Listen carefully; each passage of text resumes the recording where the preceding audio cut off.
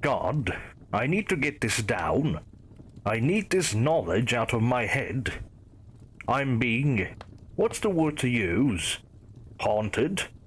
By a being. A horrid aberration. I can only call it pale face. I remember the first time I saw it. I was 12, taking a leak at the urinal of the hotel I was staying at with my family. I noticed a flash of movement in the corner of my eye, though I dismissed it as nothing as it had been happening a lot lately. I went to wash my hands, and as I was about to turn on the tap, I saw it. Stood not more than a foot behind me, reflected in the mirror. A humanoid creature, roughly 5.5 feet tall, completely naked, covered in oily skin. Its fingers were elongated, impossibly bony. The whole thing looked as if it had never eaten. Its chest was a harsh relief of ribs, made to look all the sicklier by the fluorescent light. It wasn't breathing either. That is not what scared me though. Its face. A perfectly smooth oval shape, seemingly much too large and heavy for its scrawny neck, with two impossibly deep holes of blackness where one would expect to find eyes. It stared at me. It didn't move. No single muscle twitched. It simply stood there, those jet pits boring into me for what felt like hours. After what felt like an eternity, I realized my legs had unlocked, and I bolted for the door, too terrified to scream. I ignored my room, running in a childlike panic to my parents' room a few doors down.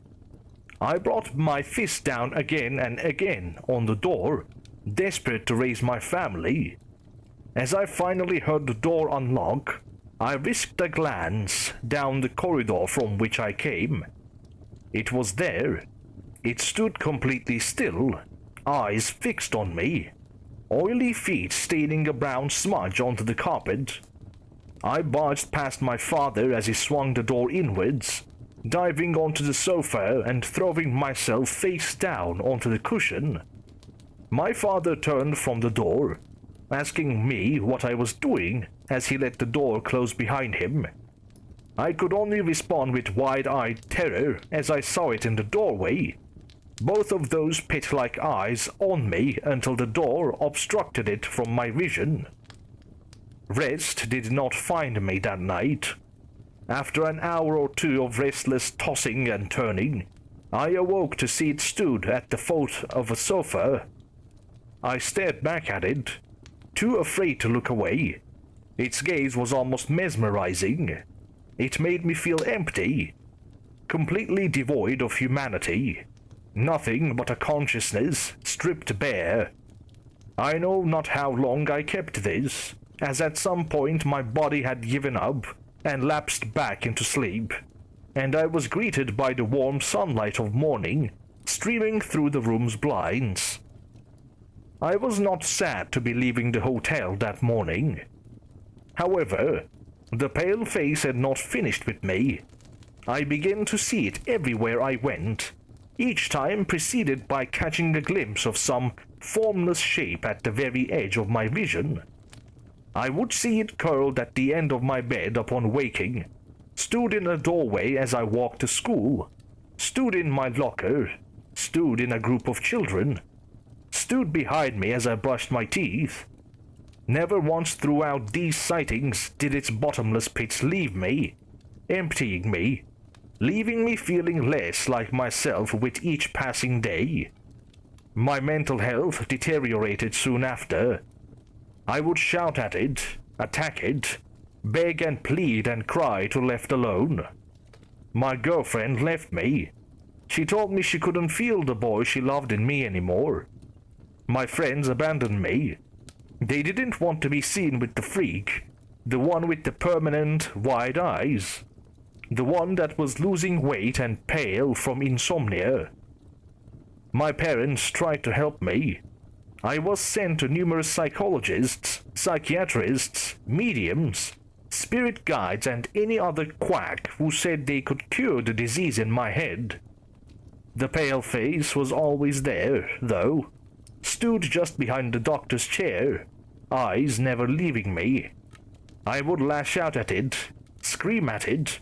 They each concluded I was mad. I overheard my parents one night. They were in tears. They planned to send me away to a psychiatric hospital. I ran away from home that night. I was filled with hate, anger, sadness. I stared hard at the loathsome creature that shared my refuge of shop doorways and pungent alleyways. I felt no fear of it anymore, only a seething, all-consuming anger. I hated it for what it had done to me, took away who I was, leaving me a hollow shell of a soul in a deteriorating body. It still stared back at me, those pits of madness in its loathsome head, lapping away at the last remaining dregs of my humanity. Last night, however, I had a dream. The first I'd had in weeks. I didn't see the pale face. I saw hundreds. An impossibly fast, kaleidoscopic slideshow of different people, different places and different times, all mingled together in a blur with only one common factor. Each person had their own pale face. I then had my vision pulled away and thrust into the most terrifying thing I have ever seen. I glimpsed hell itself.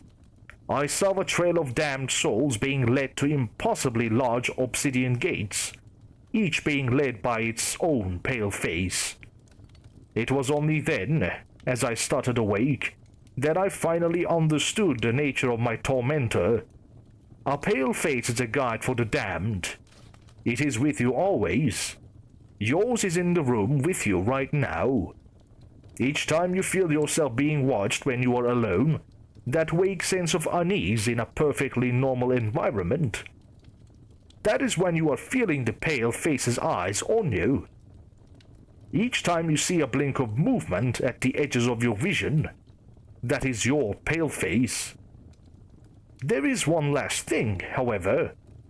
Should you very often see a flicker of movement in the corner of your eye, or always feel watched and scrutinized while you are alone, as I have, make peace with your family, your friends, anything and anyone you hold dear, for it can mean only one thing. You have been chosen, as I have, to become a pale face.